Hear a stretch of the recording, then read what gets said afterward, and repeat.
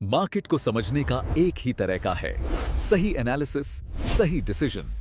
आप देख रहे हैं एम ट्रेडिंग। कभी किसी स्टॉक चार्ट को देखा है और सोचा है कि ये अजीब सी ऊपर नीचे जाती लाइनें क्या कोई सीक्रेट भाषा में बात कर रही हैं? आज हम उसी कोड को क्रैक करने जा रहे हैं।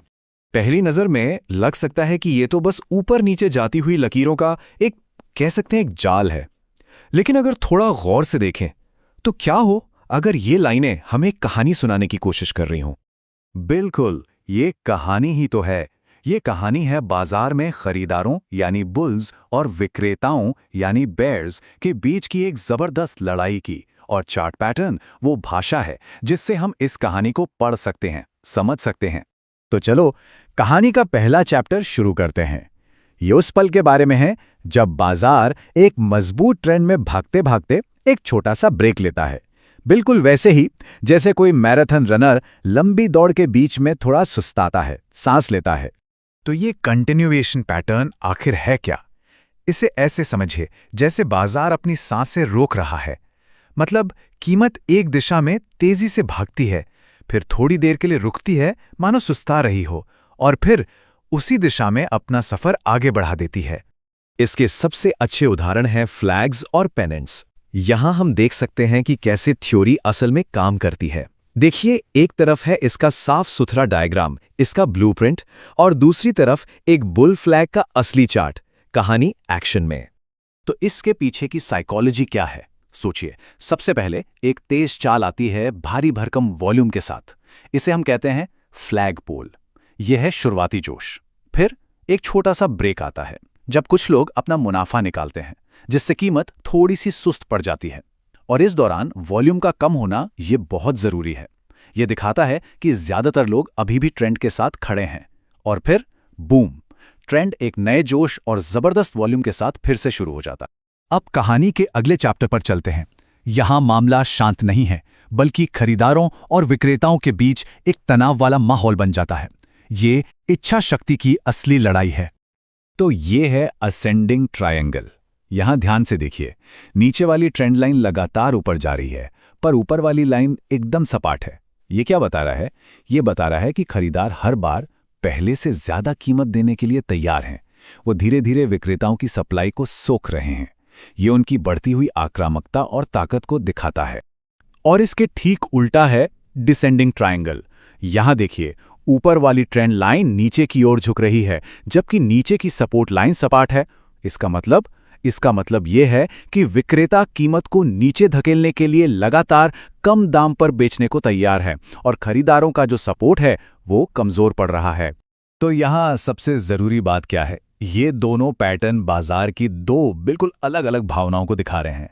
असेंडिंग ट्रायंगल को बुलिश माना जाता है, मतलब कीमतों के ऊपर जाने का इशारा। वही डिसेंडिंग ट्रायंगल बेयरिश है, जो कीमतों में गिरावट का संकेत देता है। बुल्स और बेयर्स के बीच की यही लड़ाई तो बाजार की कहानी है। और फिर आता है सिमेट्रिकल ट्रायंगल। यहां कहानी पूरी तरह से कंफ्यूजन की है, अनिर्णय की। यहां ना तो खरीदार जीत रहे हैं और ना ही विक्रेता। दोनों ट्रेंड लाइंस एक दूसरे की तरफ सिकुड़ रही हैं, कीमत पर दबाव बना रही हैं, और यह तब तक चलता है जब तक कोई एक पक्ष पूरी ताकत से जीत नहीं जाता। और आखिर में है रेक्टेंगल पैटर्न। ये एक बिल्कुल साफ ट्रेडिंग रेंज है, जहां सपोर्ट और रेजिस्टेंस की लाइनें एकदम सीधी खींची हुई हैं। कीमत बस इन दो लाइनों के बीच ऊपर नीचे होती रहती है, जो खरीदारों और विक्रेताओं के बीच एक बराबरी के मुकाबले का संकेत है। हर अच्छी कहानी का एक क्लाइमैक्स होता है ना? चार्ट पैटर्न की दुनिया में वो क्लाइमैक्स है ब्रेकआउट, वो पल जब लड़ाई का फैसला हो जाता है। तो ये ब्रेकआउट आखिर है क्या? ये उस ठहराव या कंसोलिडेशन का नतीजा है।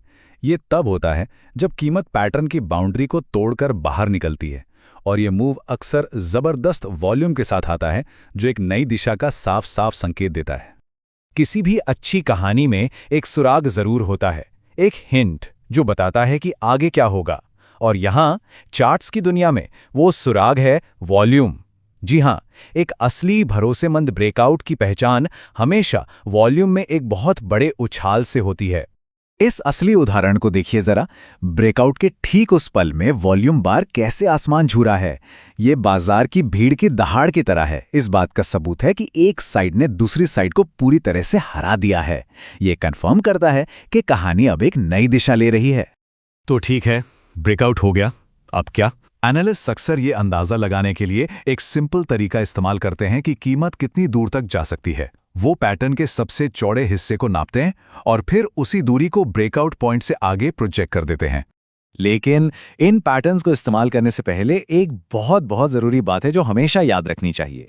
ये याद रखना बहुत ज़रूरी है कि चार्ट पैटर्न कोई गारंटी नहीं है। जैसा कि ये कोट कहता है, कभी-कभी ये झूठे सिग्नल भी दे सकते हैं, जिन्हें फॉल्स ब्रेकआउट कहते हैं।